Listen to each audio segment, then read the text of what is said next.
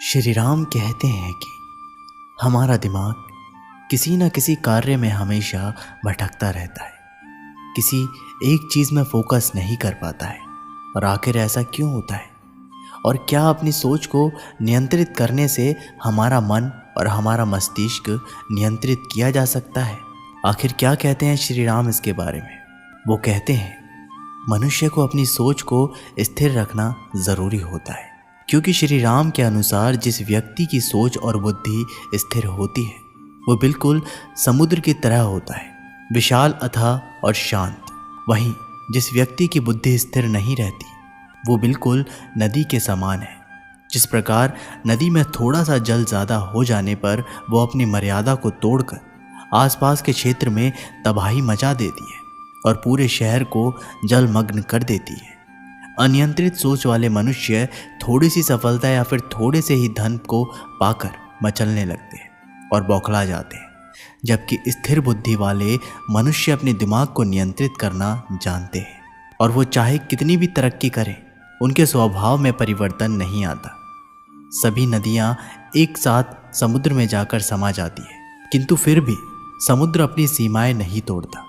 वैसे ही स्थिर बुद्धि वाले मनुष्य होते हैं जो अपने आसपास सभी भोग विलास से घिरे रहते हैं और उनका उपभोग भी करते हैं। इसके पास चाहे कितने भी दम, दौलत या संसाधन हो जाए, ये सभी भौतिक सुखों के बीच रहते हुए भी अपनी आसक्ति उनमें नहीं लगाते।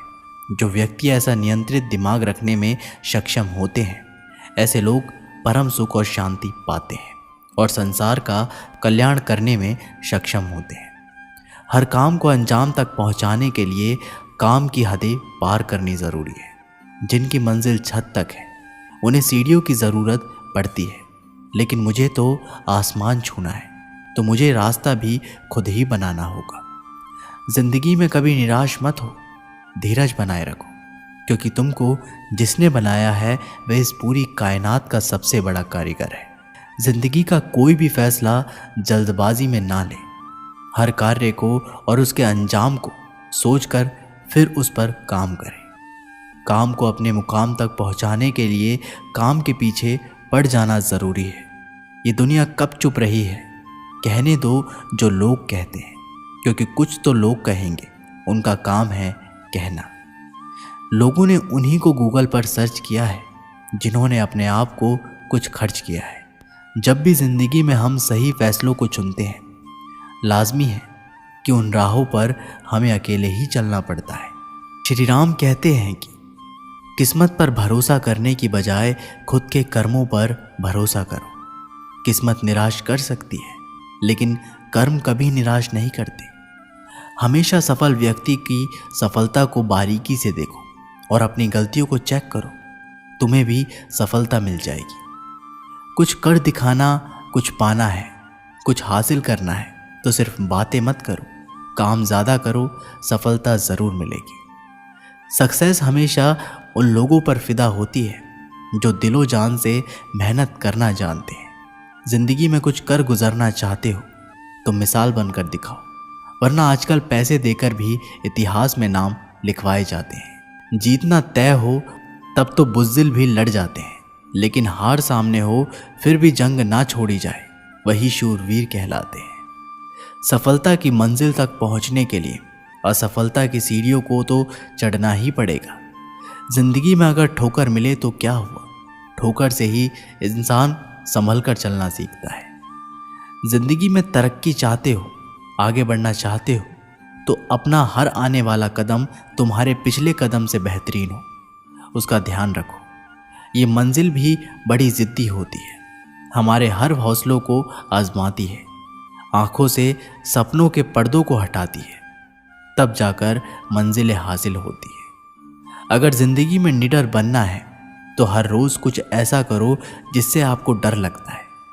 कई बार एक सामर्थ्यवान व्यक्ति के पीछे उनके कई और साथी भी शामिल होते हैं, क्योंकि एक अकेला आदमी कभी भी दुनिया नहीं बदल सकता है। आपको क्या करना है, आप खुद निर्णय लें। अगर आप प्रयास या कोशिश नहीं करते तो आप कभी अपने जीवन में सफल नहीं हो सकते। जीतने का मतलब तब और दुगना हो जाता है जब लोग आपके हारने का इंतज़ार करने लगते हैं। सिर्फ सपनों से कुछ नहीं होता, सफलता प्रयासों से हासिल होती है। श्री राम कहते हैं कि जीतने वालों की आंखों में कामयाबी के सपने होते हैं, हारने वालों के पास खोखली योजनाएं होती हैं।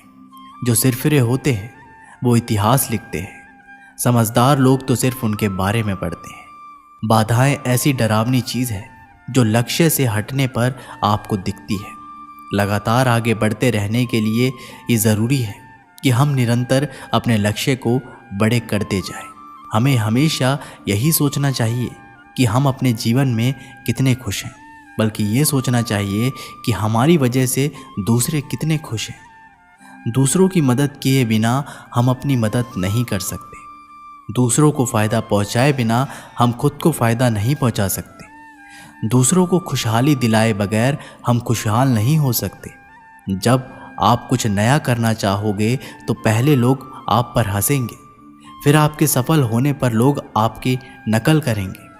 मेहनत एक ऐसी सुनहरी चाबी है जो बंद भाग्य के दरवाजे को खोल देती है। मुश्किलों से डरकर भाग जाने से कहीं बेहतर है उसका डटकर मुकाबला करना।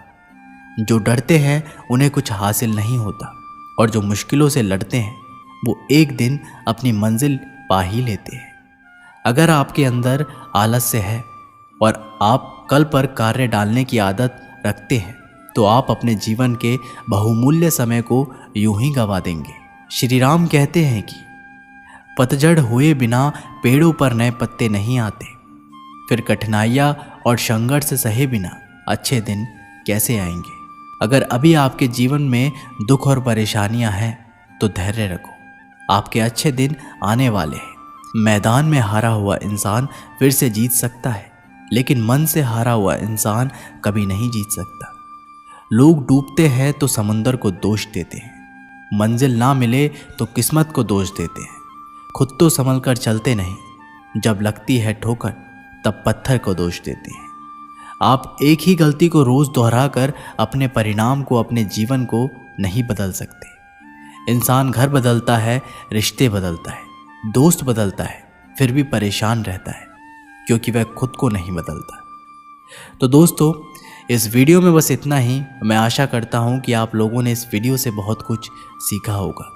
मिलते हैं एक नई वीडियो के माध्यम से, तब तक के लिए बहुत बहुत धन्यवाद। और एक बार कमेंट बॉक्स में ज़रूर लिखिएगा, जय श्री राम।